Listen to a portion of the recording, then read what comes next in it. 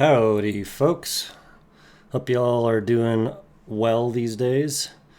Today I wanted to go over an amazing little mobile package. Now, I have this all zoomed in, but here's my hand, so that gives you some idea of what we're talking about. This is the Acmee ACMEE MF01, just like there. And this is made of really solid aluminum. And thick, actually. Like, this is not just, I don't know, coated plastic or something like this. This thing is a chunk of metal.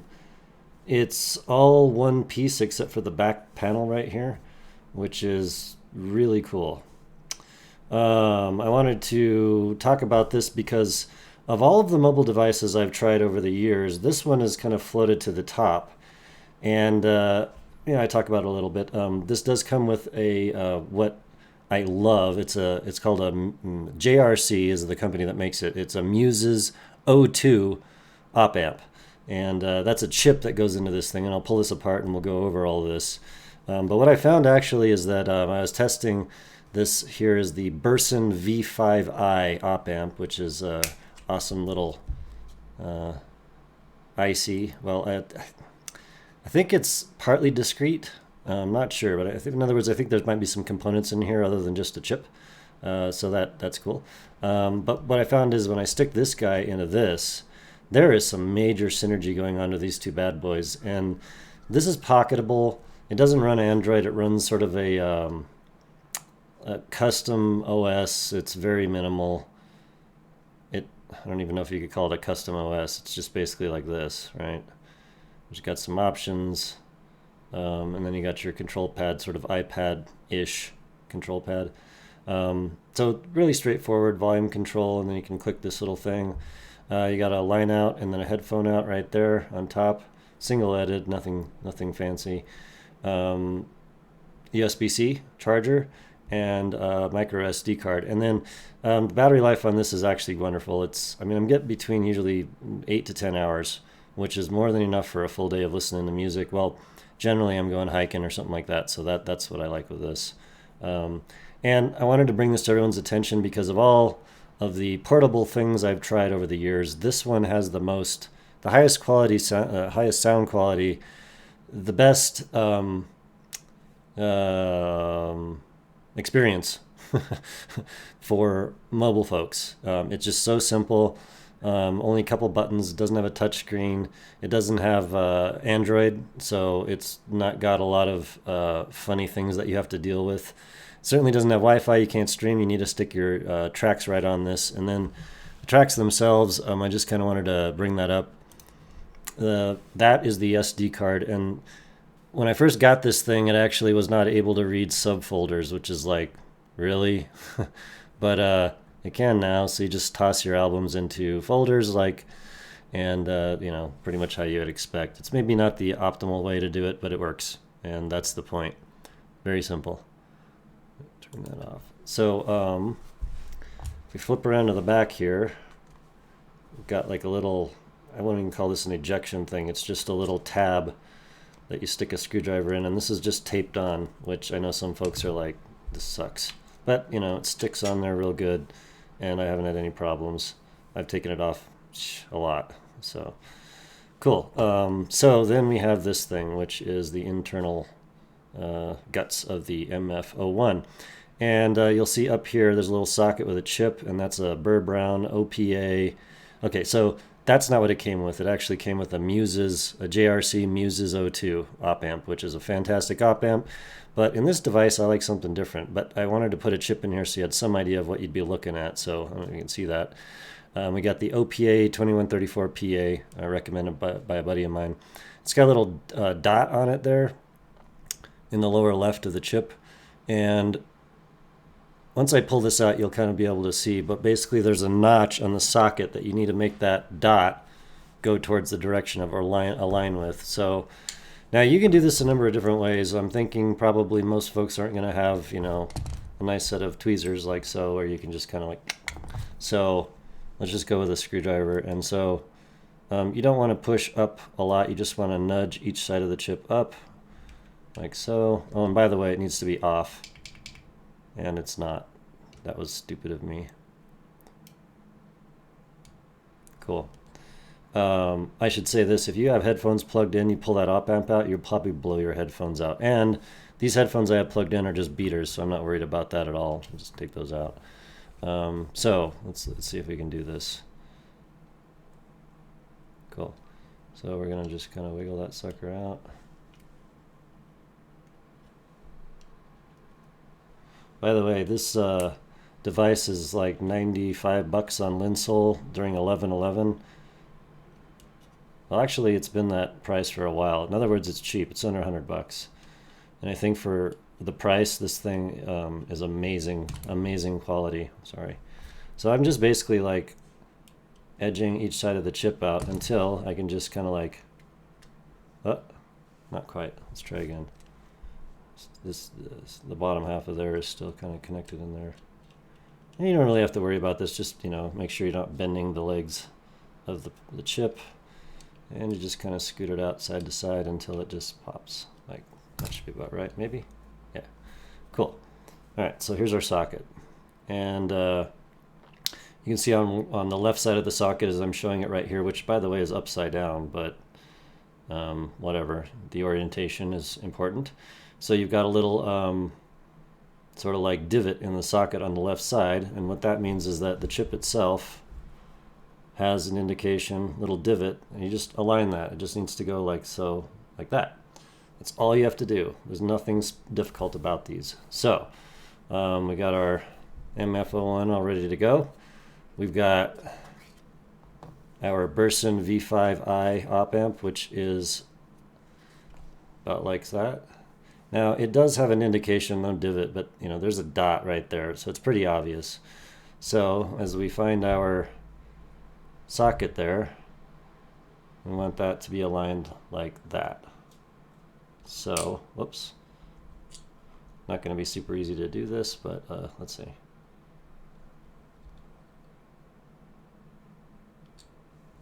think I got it. So I just dropped it in. We kind of look at the sides there, make sure our pins are in, and then push. And you know, it shouldn't have a lot of resistance. It just slides in very nicely into the socket there, and that's it. And so, you know, I generally like to look at the sides, make sure. Now, when you're talking about these little chips, these things, the legs on these are much easier to bend. So if you shove that in there, it's actually pretty easy to bend a leg out on that. And you turn this thing on with your headphones plugged in, they're going to go pop. So what you want to do is just, you know, kind of look at the sides visually, you know, get a flashlight, make sure none of those pins bent. The pins on the Burson are way thicker than a chip.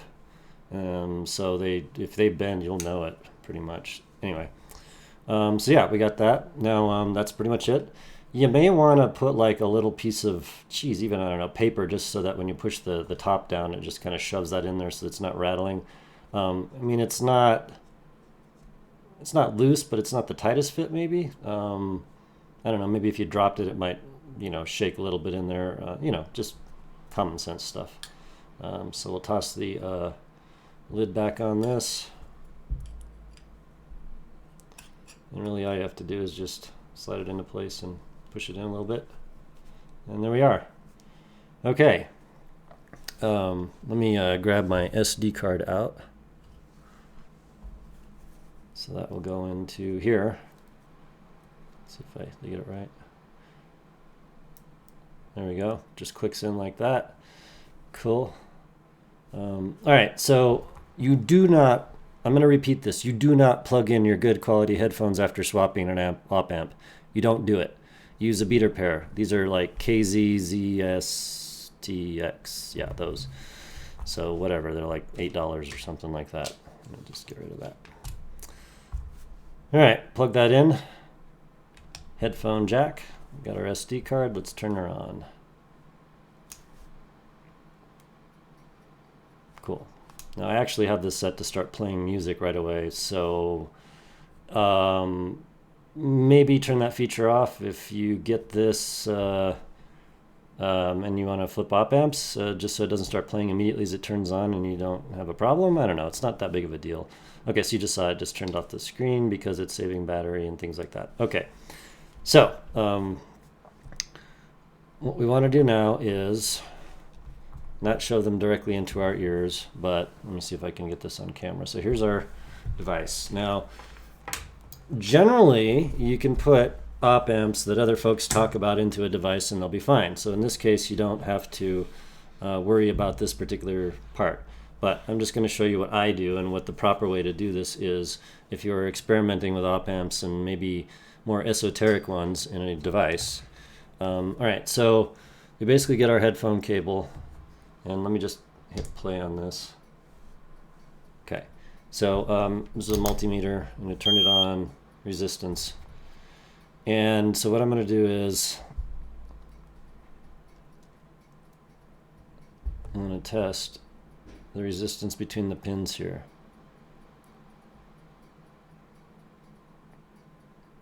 Now that is showing us that in this configuration we're hitting 50 ohms, and that's a lot. We'll just put it like that. It's quite a lot.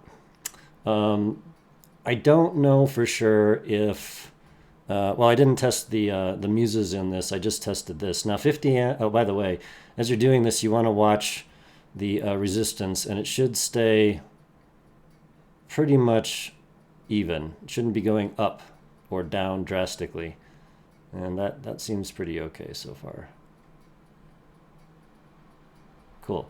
All right, so 50 ohms. Now, generally when you're talking about devices, you want a lower amount of output impedance. However, and this is the big however, this is the theory behind it, but the reality of the matter is that, like, okay, these things are maybe like, I think 12 ohm ZSX. So let me just put this together. The reality is that the numbers do not sound like anything. So really what you need to do is put these in your ears and listen to it. And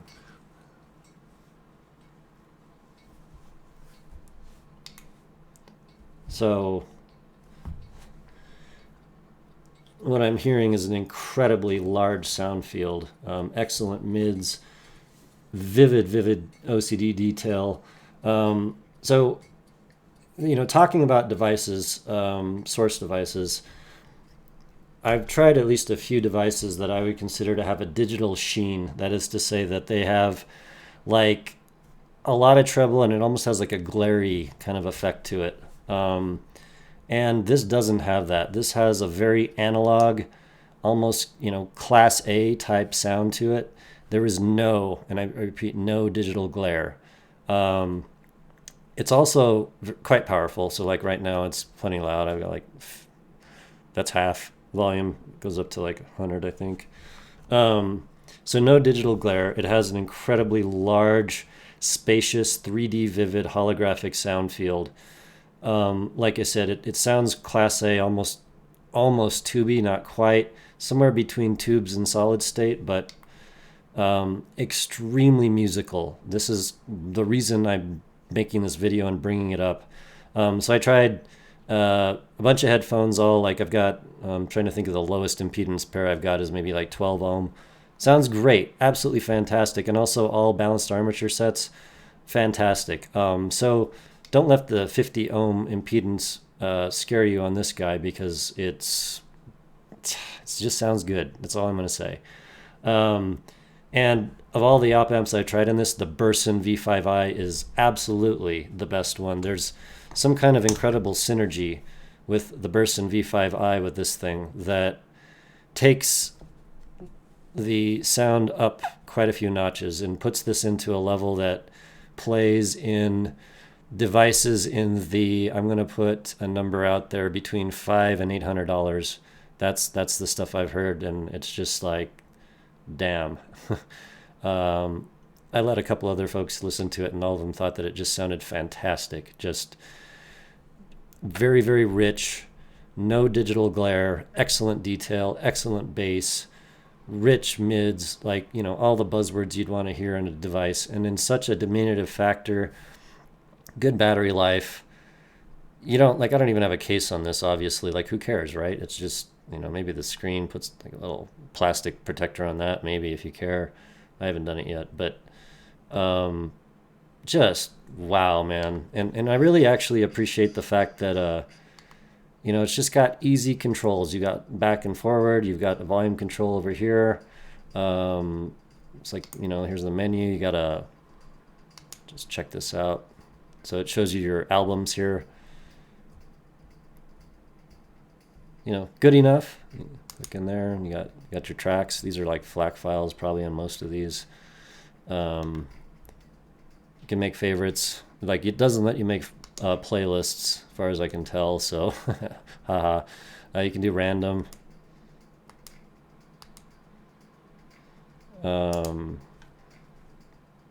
Timeout, display time, sleep, car mode. It is actually function as a USB DAC, which works fantastically. Just to let you know that when you do that, the center button is mute. Caught me off guard and I thought it was broken. You know, just here's some settings. When you can change the language on this part, which it comes in Chinese, so you might need to do that. You can update the firmware, which you might need to do as well. The latest firmware is on Xduo's Chinese website. You just, you know, Google out the model number Acmee, like MF01, and you'll find it easily. And all you do is you stick that file on the SD card, boot it up, click this menu option, and away you go. And it does it. So this is that's the one I'm on, which should be the latest as of a few days ago. And yeah, so killer, absolutely killer device. And I think I have to recommend it with the Burson V5i. This combo right here has some major synergy. This is the smallest, lightest, portablest device that you can actually change an op-amp in that I'm aware of that's like this, full device, full player. So 1111, man, get yourself some. By the way, the Burson is, I think you'll probably find it for about $60. In the video, I'll make a link for where I find it for sale. I actually don't know off the top of my head right now where to find one. So yeah, but we'll get you a link for that. The Acmee is definitely going to be on sale on Linsole. It has been on sale for like $95 for a few months now, but maybe a little more for maybe like a package bundle deal for $11.11. So that's a cool thing. So get yourself one of these, man. I think anybody would be just like shocked in terms of the sound quality coming out of this particular combo. I certainly am. And overall, in terms of all the devices I have, I actually like kind of prefer this.